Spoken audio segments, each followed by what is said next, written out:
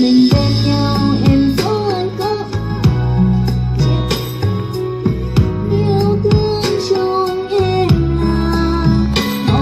là một yêu là bao nhiêu là yêu suốt cuộc đời này sẽ không bao giờ anh yêu.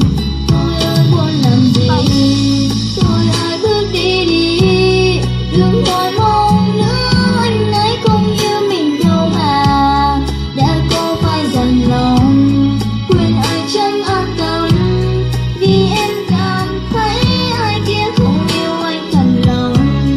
Em vẫn sẽ chờ hoài, em không có anh đi, dù cuộc đời sóng gió có muốn về khi anh cứ quay về đây. Em lo lắng cho ai, em sẽ không yêu ai ngoài anh.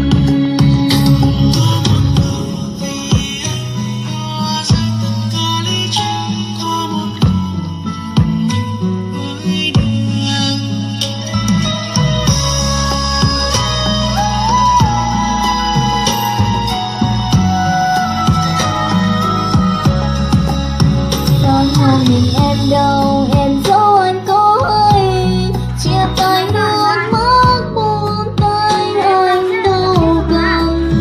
Bên em và yêu rồi xa xa càng quên, đơn đâu yêu anh chắc không bao giờ anh biết. Tôi ơi muốn làm gì, tôi ơi bước đi đi, đừng hỏi mong nữa anh ấy không yêu mình đâu mà.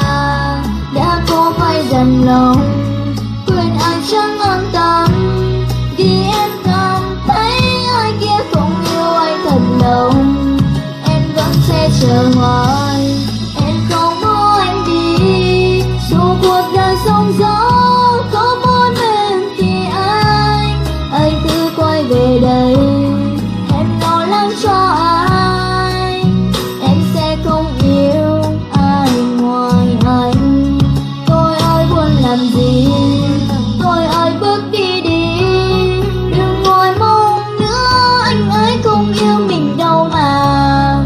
Đã có vai dằn lòng quên anh chẳng an tâm, vì em cảm thấy ai kia không yêu anh thật lòng.